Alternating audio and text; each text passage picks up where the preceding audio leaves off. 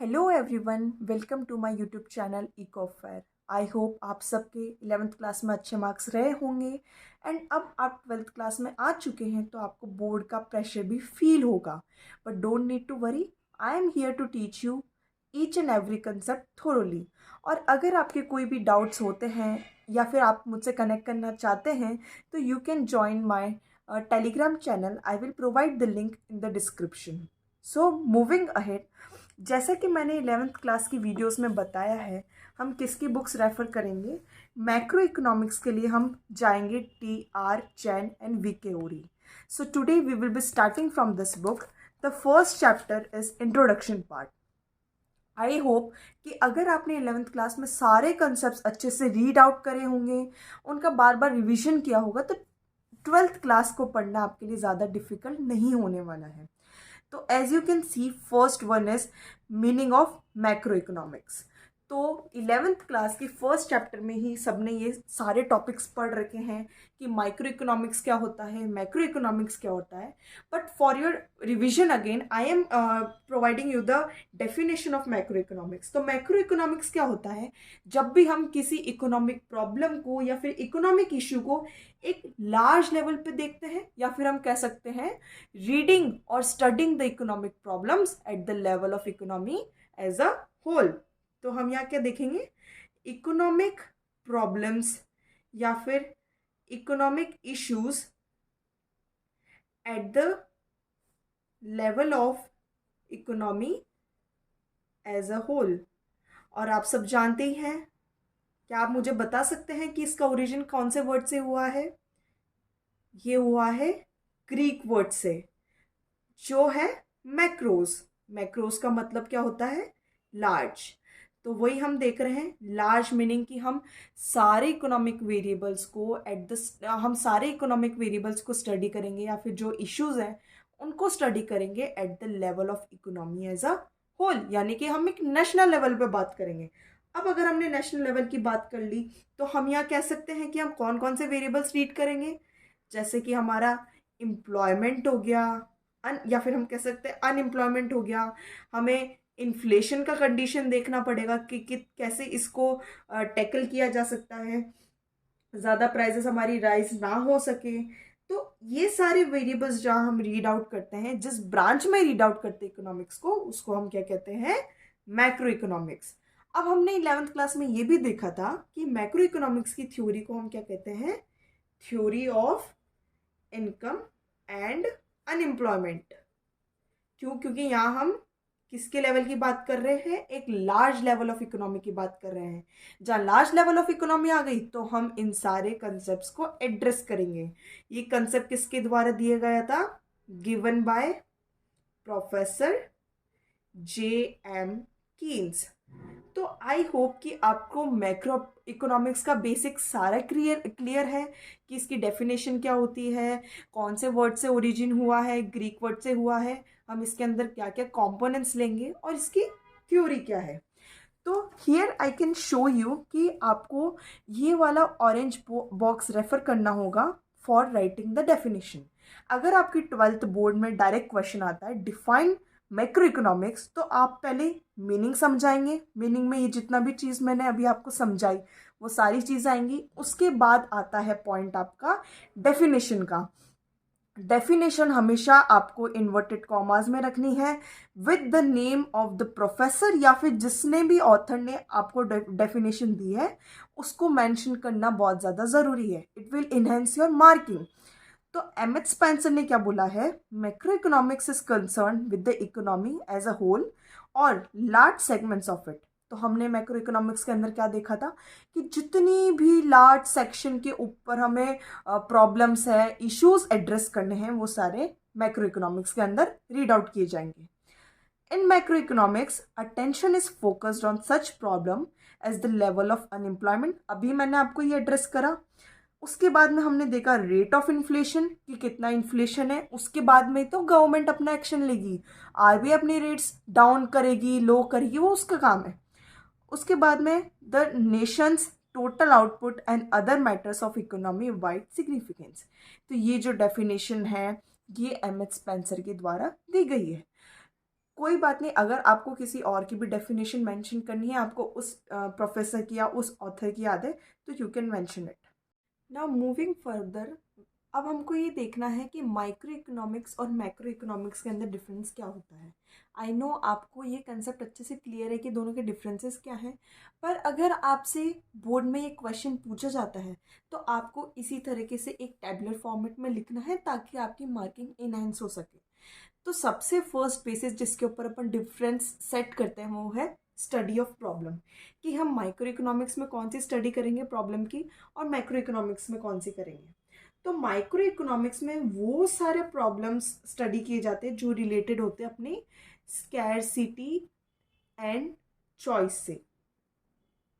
Scarcity and choice से related problem को हम स्टडी करते हैं, लेकिन eight the level of an individual. ठीक है। और वहीं अगर हम मैक्रो इकोनॉमिक्स की बात करेंगे तो वहाँ पे भी हम सेम प्रॉब्लम्स का स्टडी करते हैं, क्योंकि ये तो मेन बेसिक एम है ना इकोनॉमिक्स का कि हम स्कैरसिटी एंड चॉइस की प्रॉब्लम को स्टडी करते हैं। तो माइक्रो इकोनॉमिक्स के लेवल पे तो हमने लेवल ऑफ इंडिविजुअल देख लिया, या फिर हम कह सकते हैं हाउस होल्ड हो गया, कोई फर्म हो गई, कोई एक पर्टिकुलर इंडस्ट्री हो गई। लेकिन मैक्रो इकोनॉमिक्स की जब हम बात करेंगे तो हम उस प्रॉब्लम को at the level of economy as a whole बात करेंगे। ठीक है। माइक्रो इकोनॉमिक्स में तो आप इंडिविजुअल लेवल देखेंगे, मैक्रो पे आप इकोनॉमी एज अ होल देखेंगे, क्योंकि ये लार्ज टर्म है, इसके अंदर हम सारी इंडस्ट्रीज को रीच आउट करेंगे, ना कि एक इंडस्ट्री को। क्यों? क्योंकि यहाँ पर नेशनल रिसोर्सेज को यूज़ किया जाता है। वो नेशनल रिसोर्सेज को यूज़ करते हैं ताकि सबका वेलफेयर हो सके। अब हम बात करते हैं इकोनॉमिक वेरिएबल्स की। इकोनॉमिक वेरिएबल्स में क्या होगा, अगर हम माइक्रो इकोनॉमिक्स की स्टडी कर रहे हैं तो हम छोटे छोटे वेरिएबल्स देखेंगे, और अगर वही हम मैक्रो लेवल पे बात करेंगे तो हमारे वेरिएबल्स भी लार्ज हो जाएंगे। तो माइक्रो इकोनॉमिक्स के अंदर हमने देखा था कि दो कंपोनेंट सबसे ज़्यादा रोल प्ले करते हैं, डिमांड जो कि कंज्यूमर की होती है और सप्लाई जो कि प्रोड्यूसर की होती है।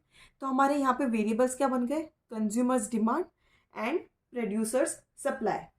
ठीक है।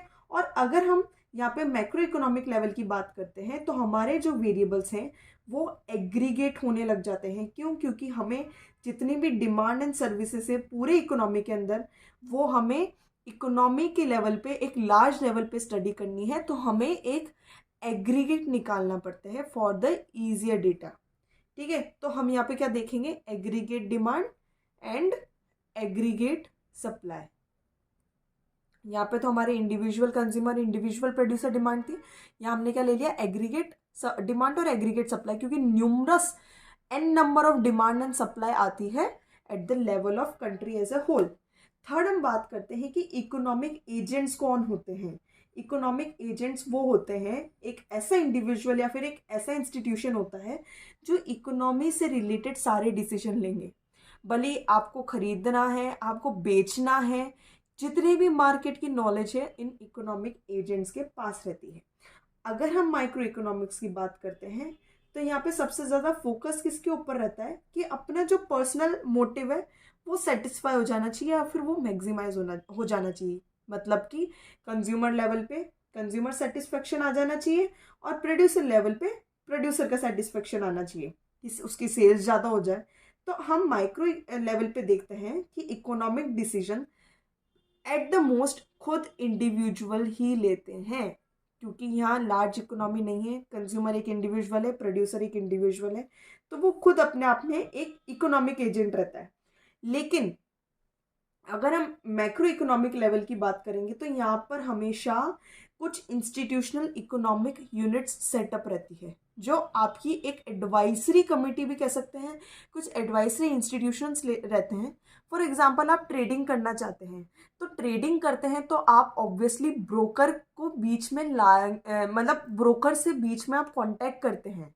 ब्रोकर आपको बताता है कि मतलब जैसे कि अगर मान लो कोई ट्रेडिंग कंपनी है, उसके अंदर आपने किसी से कांटेक्ट करा, आप उससे टाइम टू टाइम पूछते हैं कि कौन सा शेयर्स अभी ज़्यादा हाइक पर है, लो पर है, कब आपको ट्रेड मार्केट में प्रॉफिट होगा, कब आपको लॉस होगा। तो वो आपकी एक इकोनॉमिक यूनिट हुई जो आपकी हेल्प कर रही है आपके इकोनॉमिक डिसीजंस लेने में। या फिर हम और ज़्यादा बिगर लेवल पे बात करते हैं तो अब आ जाती है RBI. RBI macro economic level पे सबसे ज़्यादा डिसीजंस लेती है। ये पूरे कंट्री के डिसीजंस लेती है कि कितनी सप्लाई रखनी है हमें मनी की, कितनी नहीं रखनी है, कब कौन सी रेट्स चेंज करनी है। उसके बाद हम कह सकते हैं सेबी, सेबी बोले तो securities and exchange board of India. इसके अंदर सारे फॉरेन एक्सचेंज का लेन और देन ये देखा जाता है। तो ये भी एक मैक्रो इकोनॉमिक लेवल की बात हो गई। ये तो नहीं है ना कि आप राजस्थान से महाराष्ट्र जा रहे हो तो आपको करेंसी चेंज करानी पड़ रही है, वहां तो रुपया ही चलता है। पर अगर मैं बात करूं कि मुझे डॉलर के बदले में रुपया चाहिए, तो मुझे किसकी ज़रूरत पड़ेगी? सेबी की। मैं किससे एडवाइस लूंगी? सेबी से एडवाइस लूंगी। तो ये कुछ एजेंट्स हैं जो माइक्रो इकोनॉमिक लेवल और मैक्रो इकोनॉमिक लेवल पर अलग अलग काम करते हैं। अब हम देखेंगे कि डिग्री ऑफ एग्रीगेशन कितना रहता है। यहाँ पे जब हम देखते हैं माइक्रो इकोनॉमिक्स में, ये जितने भी इंडस्ट्रीज या फिर जितने भी फर्म्स को पढ़ते हैं उनका डिग्री ऑफ एग्रीगेशन बहुत ज़्यादा लिमिटेड रहता है। लिमिटेड क्यों रहता है? क्योंकि यहाँ पे नंबर ऑफ इंडस्ट्रीज कम है। मान लो हम एक पर्टिकुलर कमोडिटी की बात कर रहे हैं जो कि है मुझे प्रोडक्शन देखना है शुगर का इन राजस्थान। तो यहाँ पर कितनी शुगर मिल्स होंगी? ज़्यादा से ज़्यादा 10, 15, 20 हज़ार भी ले लो तो हज़ार को आप काउंट कर सकते हो इन द न्यूमेरिक डेटा। यहाँ पर आपको एनालिसिस करना आसान रहेगा, तो आपको ज़्यादा एग्रीगेशन की ज़रूरत नहीं पड़ती है, लिमिटेड डिग्री चाहिए। लेकिन अगर आप वहाँ माइक्रो इकोनॉमिक्स लेवल की बात करो, मैं बोल दूँ सारे शुगर मिल्स मेरे को चाहिए at the level of country as a whole. अब मैं बात करती हूँ कि मुझे इंडिया लेवल के बारे में जानना है, जितने भी 29 स्टेट्स है उसके अंदर कितनी हमारे पास शुगर मिल्स हैं। तो इसका फिर डेटा रिकॉर्ड करना मुश्किल हो जाएगा। यहाँ जितनी मैंने टेबल बनाई है वहाँ पे तो पूरा नंबर्स आने लग जाएंगे। तो यहाँ पे फिर हमें डिग्री इसकी इंक्रीज करनी पड़ती है। तो यहाँ पे क्या हो जाएगा? Higher degree of aggregation. ठीक है। यहाँ पे हम देख सकते हैं कि हमें जब अगर स्ट्रक्चरल चेंज देखना है इकोनॉमी के अंदर, मैक्रो इकोनॉमिक्स के अंदर, इस वाले इकोनॉमिक्स के अंदर, तो हम अलग अलग स्ट्रक्चर क्रिएट कर देते हैं। सबको पता है प्राइमरी स्ट्रक्चर होता है, सेकेंडरी होता है और टर्शरी सेक्टर होता है। तो फिर इस पूरे जितने, मान लो मैंने मैक्रो इकोनॉमिक्स लेवल पे मुझे देखना है कि हमारी कंट्री के अंदर कितना प्रोडक्शन हो रहा है, तो फिर हमें किसके ऊपर जाना पड़ेगा? हमें सेक्टरल डिवीजन करने पड़ेंगे फॉर आर ईज। तो मैंने एग्रीगेशन बना दिए कि मैं प्राइमरी डेटा का एग्रीगेट देखूंगी, फिर सेकेंडरी मतलब सेकेंडरी का देखूंगी, फिर मैं टर्शरी का देखूंगी। ठीक है। उसके बाद हम कुछ सेट ऑफ अजम्पशंस लेके चलते हैं। अभी तक हमने क्या देखा कि हमें कौन सी प्रॉब्लम स्टडी करनी है, हमारे पास कौन कौन से इकोनॉमिक वेरिएबल्स हैं, हम कौन से एजेंट्स को यूज़ करेंगे, और उसके बाद हमने देखा कि एग्रीगेशन हमें कितना लेवल पे करना पड़ता है। फिफ्थ वन इज कि अजम्पशंस क्या रखेंगे। यहाँ पे भाई अगर हम मार्केट की स्टडी कर रहे हैं तो कुछ तो हमें एज्यूम करके चलना पड़ेगा ना कि कुछ तो कांस्टेंट रहेगा, या फिर कौन से फैक्टर्स हमको लेने हैं, कौन से नहीं लेने हैं। तो माइक्रो इकोनॉमिक्स के अंदर हम मानते हैं कि जो टोटल आउटपुट एंड एम्प्लॉयमेंट रहती है कंट्री के अंदर, उसको हम क्या ले लेंगे? As constant. अब इसका आप पूछेंगे रीज़न क्या है, तो मैंने पहले आपको बताया था कि अगर हम एक की स्टडी कर रहे हैं तो आप दूसरे को भूल जाइए, और अगर आप इसकी स्टडी कर रहे हो तो आप इसको भूल जाइए। तो आपको पता है 11th क्लास में आपने फर्स्ट चैप्टर में पढ़ा हो, तो टोटल आउटपुट एंड एम्प्लॉयमेंट किसके वेरिएबल्स होते हैं? अपने मैक्रो इकोनॉमिक्स के अंदर होते हैं। तो अगर ये मैक्रो इकोनॉमिक्स के वेरिएबल हैं तो हमको इनको कांस्टेंट करना पड़ेगा। डायरेक्टली ये लिखना कि हम मैक्रो इकोनॉमिक वेरिएबल कांस्टेंट लेंगे, उससे ज़्यादा अगर आप ये लिख के आते हैं तो सामने वाले एग्जामिनर को लगेगा कि हाँ बच्चे को अच्छी खासी नॉलेज है। मैक्रो इकोनॉमिक लेवल के ऊपर अब हम क्या देखेंगे कि माइक्रो इकोनॉमिक्स के वेरिएबल को हम कांस्टेंट रखें। तो यहाँ पे हम क्या कर लेंगे? डिस्ट्रीब्यूशन ऑफ आउटपुट और इनकम जो होता है उसको हम कांस्टेंट रखेंगे, क्योंकि ये माइक्रो इकोनॉमिक्स का वेरिएबल है। अब हम देखेंगे कि सेंट्रल इशू क्या रहता है कि यार हमें माइक्रो इकोनॉमिक्स की तो स्टडी करनी है, लेकिन कुछ तो हर्डल्स आएंगी, कुछ तो इश्यूज होंगे जो हमें एड्रेस करने पड़ेंगे। तो यहाँ पर सेंट्रल इशू हमारे क्या आ जाता है? Allocation of resources. आप रिकॉल करने की कोशिश कीजिए, 11th क्लास में हमने फर्स्ट चैप्टर में पढ़ा है कि इकोनॉमिक्स के अंदर सबसे एसेंस वाली चीज़ क्या रहती है कि हमारे पास रिसोर्सेज स्कैर्स हैं, हमें फिर चॉइस बनानी पड़ती है, या फिर हमें देखना पड़ता है कि हमें रिसोर्सेज को कैसे एलोकेट करना है। तो ये यहाँ का सबसे बड़ा सेंट्रल इशू हो जाता है। और यहाँ पर मैक्रो इकोनॉमिक्स लेवल की अगर हम बात करें तो वहाँ पे रिसोर्सेस को इतना इतना ज़्यादा इम्पैक्ट नहीं करता। सबसे ज़्यादा इम्पैक्ट हमारा क्या करता है, आउटपुट एंड एम्प्लॉयमेंट। ये ऐसे दो वेरिएबल हैं जो मैक्रो इकोनॉमिक्स के ऊपर हर एक इंसान को सताते हैं। आप भले ही पॉलिटिशियंस ले लीजिए, भले ही आप ऑफिसर्स को ले लीजिए, सबका मेन मुद्दा ये रहता है कि हमारा आउटपुट कितना निकल के आ रहा है जीडीपी का, या फिर हमें एम्प्लॉयमेंट कितनी निकालनी है, कितनी हमारी अनएम्प्लॉयमेंट रेट चल रही है। उस अब हमको ये देखना है कि मेथड ऑफ स्टडी क्या रहती है माइक्रो इकोनॉमिक्स के अंदर और मैक्रो इकोनॉमिक्स के अंदर।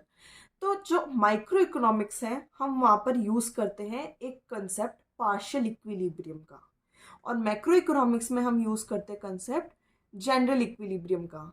आई नो ये दोनों टर्म्स आपके लिए बहुत ज़्यादा नहीं है। Let me explain you. Partial equilibrium मतलब क्या होता है। लेट अस सपोज, यहाँ देखिए एग्जाम्पल मैंने लिया माइक्रो लेवल के ऊपर।